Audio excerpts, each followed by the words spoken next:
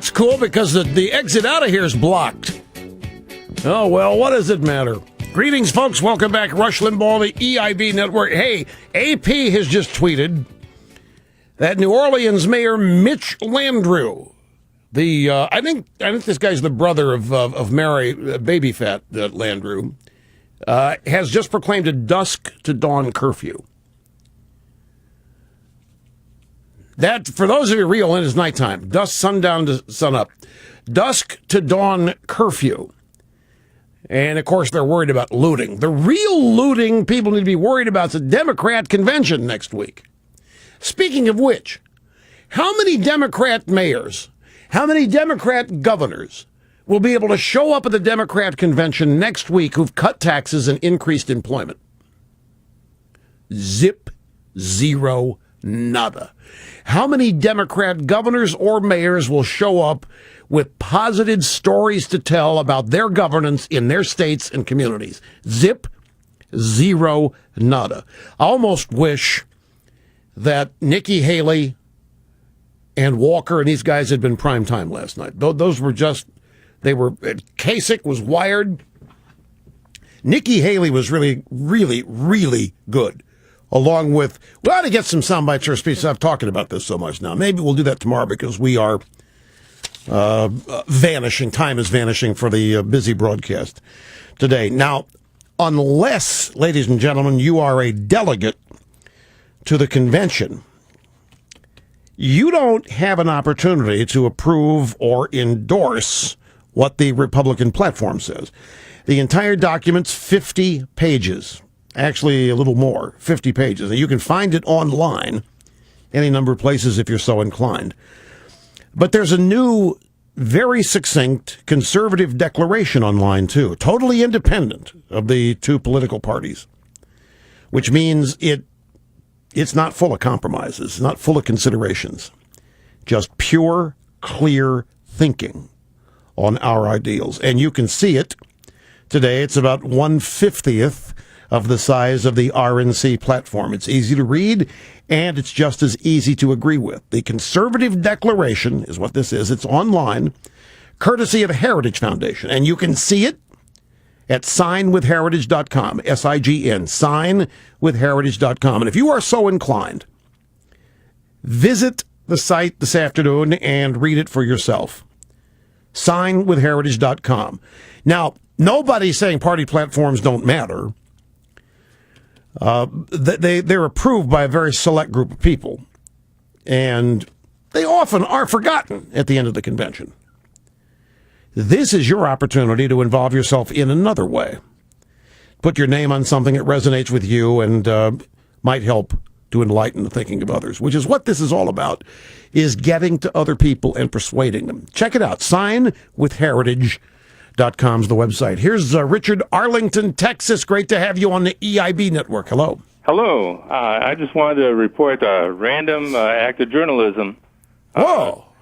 Cool. I love random acts of journalism. They don't happen much. That's why they're random. Right. Schaefer on CBS.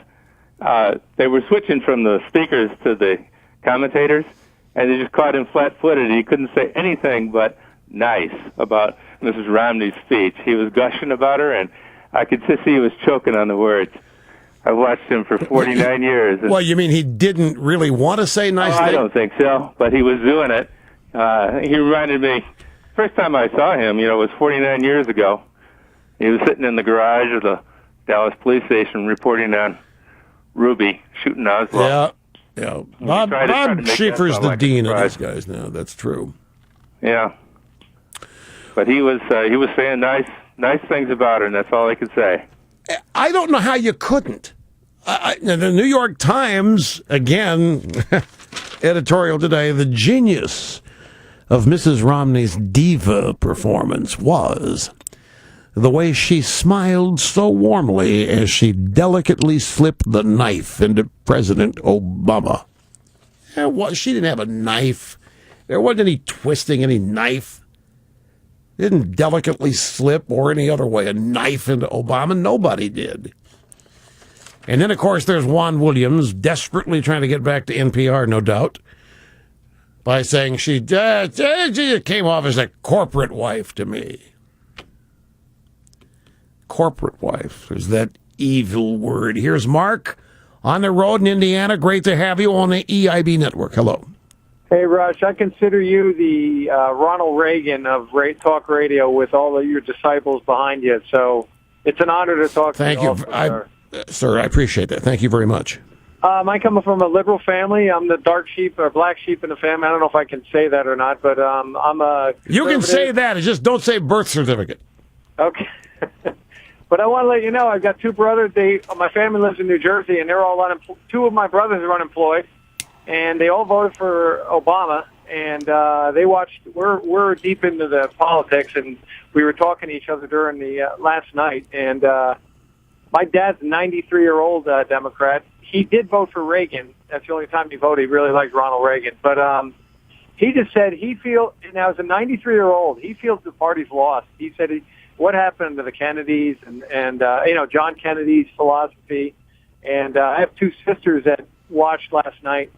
And they were reluctantly really impressed with the women, particularly Mrs. Romney. What about your brothers who are out of work? What did you say about them and their reaction to it? Well, one of them's a GM worker, so I heard that guy talking about GM. I worked for GM for 20 years as an engineer. This guy was an assembly line worker in Linden, New Jersey. He got laid off. He's been out of work a long time. And my other brother is works for a valve company. Yeah, but did they watch the convention? Did they have a reaction to it? Is that what you were going to tell us? Yeah. They're reluctantly tired. They're reluctantly. I think they're going to vote for Republican because they're really disappointed with Barack. And what his mission was. It kind of makes sense. I mean, they're sitting out there without jobs. And it doesn't sound like they want to have no work. So that's cool. All right, Mark, I appreciate the call. I don't mean to be abrupt or rude here. I've just basically run out of busy broadcast moments. Have to take a time out.